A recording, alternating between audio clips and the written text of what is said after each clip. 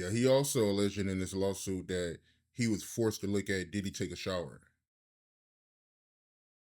Bruh, they were lovers. If Diddy got off like that, Kirk was right there to make sure he got off.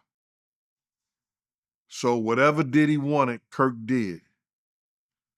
Now, what the authorities got to say, was he doing it as his lover or was he doing it as his employee? I said it was both. I said myself it had to be both. Yeah, it might be both. I just don't see how somebody can, make you stand right there and watch them take a shower. I mean, they in the shower, wet, taking a shower. Just walk out. It's not like they can do something to you. You know what I mean? My man, we gotta go through this. We got to you and I gotta have this conversation on the internet about how these two men decided to have a sexual relationship. You understand? And how they want to do it. You sitting over here saying you're saying that you trying to make me visualize these two motherfuckers having sex with each other, soaping each other up, and all this other shit. When in fact, that these cats are sitting right here, you understand, doing unnatural shit to us men that are heterosexual, you understand, and then they bisexuals and they doing, or they trisexuals, they doing everything that's against the normal nature of life. You understand? And you sitting up here pitching, want me to picture this and say, yo, yeah, I don't care. I can't see how I can't see this shit either. And I don't want to see it, bro. What I want to do is that if this man is telling this guy that, and he's telling it us in these papers that from sex toys to making me sing in the mic, for doing anal sex with me, from making me wash showers, watch him take showers and making me do shit in the office. If he telling us all these things that he doing to this dude, and this dude ain't went and got help from nobody during that whole time, then what was it? Was that your lover or that's your boss? And if it was both, they gonna have to decide that shit in court. I don't want to decide that shit on the internet. I don't want to. I don't. Listen to me, bro. It ain't that important. And the fact of the matter is that I know this is an interview and you asking these questions. You understand? But this dude right here, he's painting this dude to be a monster in what he is to certain people. But do we really want to see that and hear this or talk about this? But you know what I mean, though, man. I mean, you know it don't make sense. I get what you're saying, Mighty. I get what you're saying. Yeah, so you get it. If somebody in the shower and you outside the shower, watch you don't take a shower. I mean, come on, man. That don't sound like somebody that's making you do that. You can walk out, man. But it's what a motherfucker say that to him. Say, man, you gonna watch me take a shower or nigga, you ain't gonna have a job in the morning. That's a boss talking, right? You got a choice, man. Walk out and just get fired. You got a choice. But if he in fear of his job, he may not have a choice. I mean, I don't want my job that bad, man. To be giving another dude hand jobs and BJs and watching them take a shower. I don't know, man. I mean, that sounds like somebody that, is willingly indulging in that kind of activity, man. Respectfully. I ain't trying to sound rude, but I'm just keeping it real.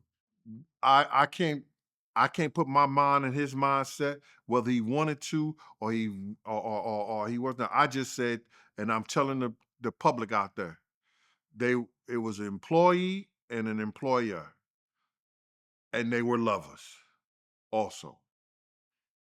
When we first started off, we used to do the building and the red zone.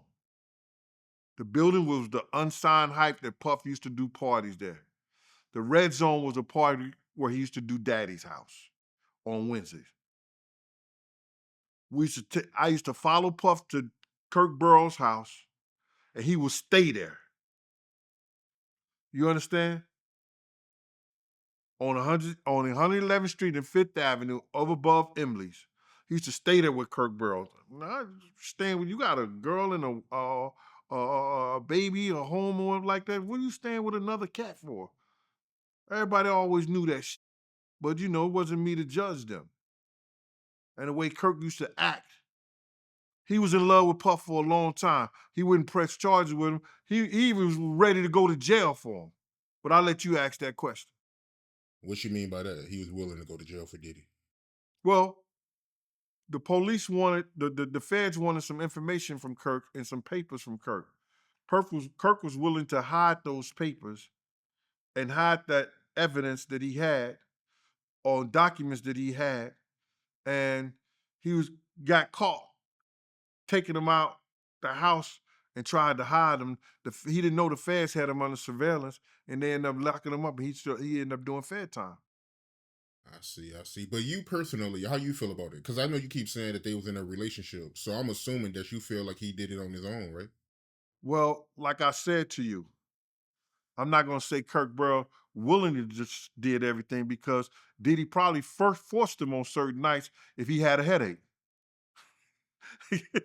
If Kirk Burrow had a headache, Diddy probably forced him on certain nights. So I can't say every night. I don't know those guys' relationship like that, but I do know that one was an employee relationship and one was a lover's relationship.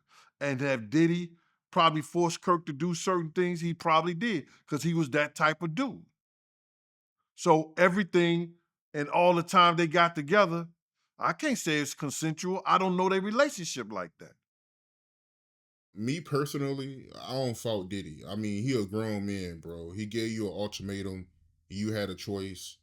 It's not like he put a gun to your head, man. Let's put it like this, Mighty. I understand your analogy of what you're saying. Say if it's a woman, she got 3 kids to feed.